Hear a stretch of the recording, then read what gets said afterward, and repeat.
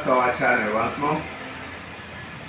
Today we shall be enlightening you on what is drug abuse itself.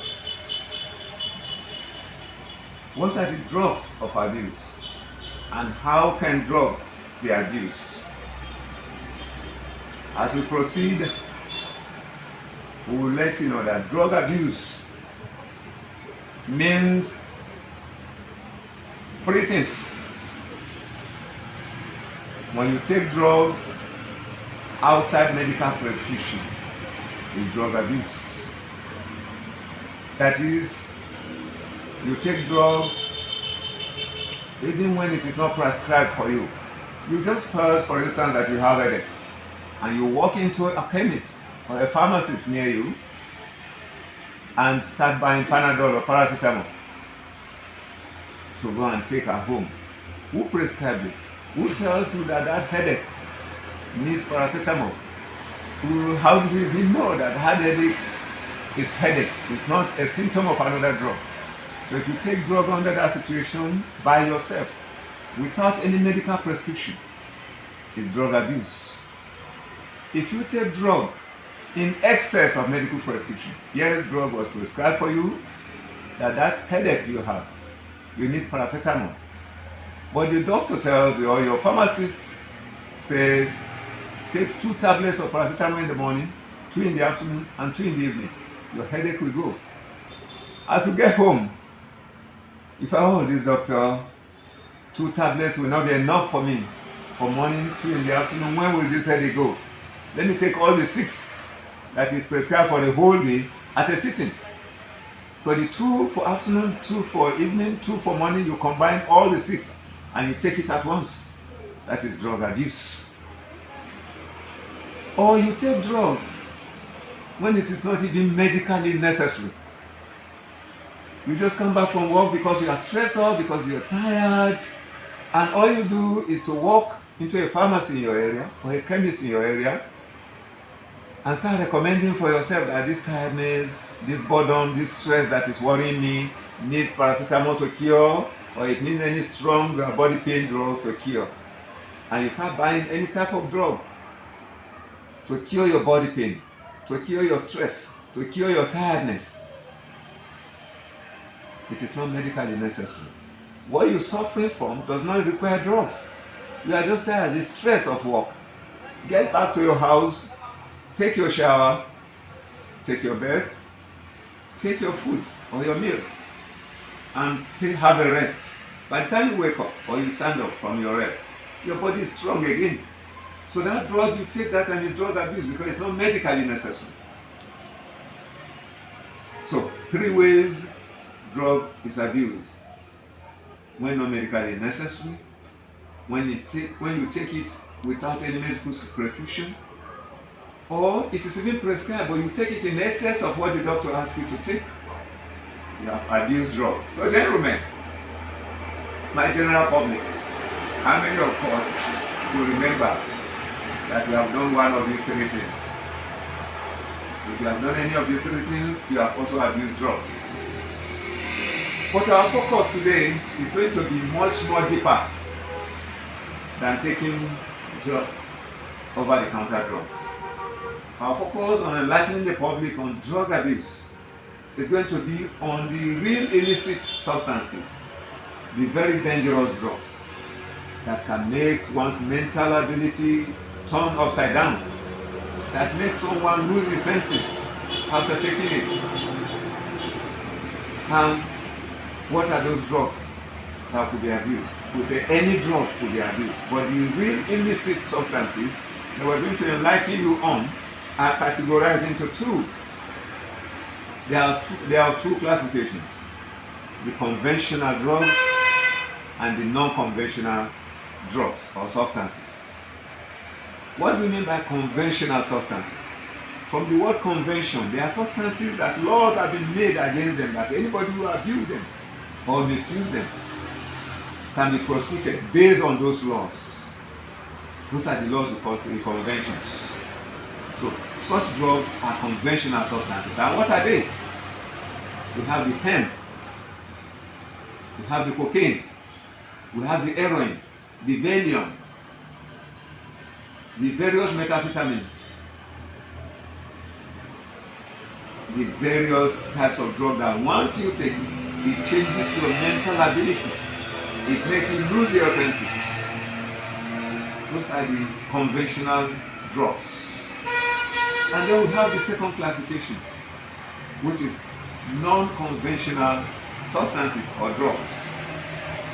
These non-conventional substances are the one that concerns the public more today. It is of great concern to parents, it's of great concern to the society, it's even of great danger to the youths, who are mostly the target group of drug abuse. The non-conventional substances, from the word non-conventional, I told you the conventional are the laws, the ones that laws are made against. The non-conventional are the substances or drugs which there are no laws against them. And our younger ones, our children, our wards, our youths are involved in using these drugs, where there are no laws to prosecute, to arrest, or to seize even these drugs. No law permits you to do that. Yet you see these substances destroying our children on a daily basis. These substances are more in circulation than the conventional substances which you mentioned, such as cocaine, heroin, and hemp. Please, the public, remember I keep on saying hemp, I didn't say Indian hemp. By government regulations, we should not call it Indian hemp anymore. The Indians, on a serious note, protested that we shouldn't call that drug Indian hemp. It is Nigerian hemp, or it is our hemp, because yes, the history of that drug states that that drug was brought in from India, but that is over 80 years ago. And Indians did not give it to us. We stole it from India and brought it to Nigeria and started planting it and using it and enjoying it, both commercially and in consumption up to today. In spite of the dangers of these drugs to the public, some Nigerians are still planting it unlawfully to sell to the public, to sell to drug users. And as such, the government wants us to call it by its name, hemp or marijuana, or the local names we call it like Igbo, Bana, grass, or any other local name. Remove the word India from it, because India has protested that we are spoiling their name with that word Indian hemp. Since we stole it from us, they didn't sell it to us. It wasn't by any bilateral agreement that we brought it to Nigeria. And even when they discover it in Nigeria, we never attempted to return it to India anymore. So it's hemp.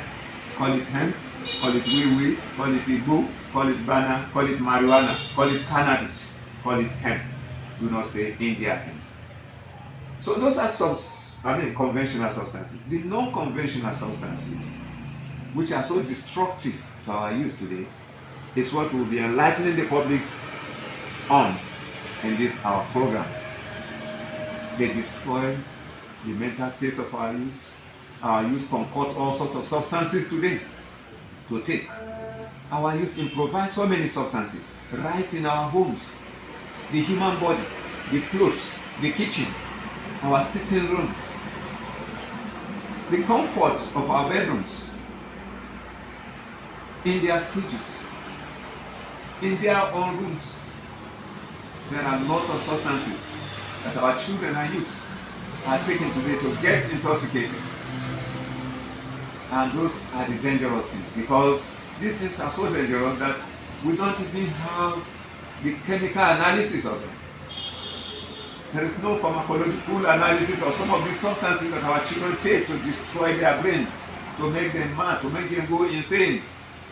Yet, they can combine anything and get intoxicated. When we find some of these things in our children's room, on their body, we find them in our homes. We should be careful and be guided that our children do not go ahead and start using them to destroy themselves. Because a destruction of one child is a destruction of the entire home. It's a destruction of the entire street. It's a destruction of the entire world. It's a destruction of the entire community. Never say it is not my child that is using drugs. It doesn't concern me. When we come to the role of parents regarding their wars against drug abuse, we'll talk much about that, the role of the community. We'll talk much about that. But for today, These substances, we want to tell you, are very, very destructive to our children. And our children keep them in their rooms. They keep them from our walls in our houses. They keep them from our own body as parents. Sometimes we use our own money, hard-earned money, to buy these drugs for children unknowingly, because these are some of the substances that are not illicit. They are illicit substances we use in our homes for our various domestic products, for our various industrial products, in fact, for our daily living, for our health. They are being abused by our children. Substances that we bring home for comfort of our homes are being manipulated today for use by our children. And they indulge in it and get themselves intoxicated and become disruptive to their homes and their community. They become embarrassment to their homes and our communities too. As such, we're going to guide the public on when you see certain things with your children, take action immediately to take it away from them or tell them to take it away from themselves.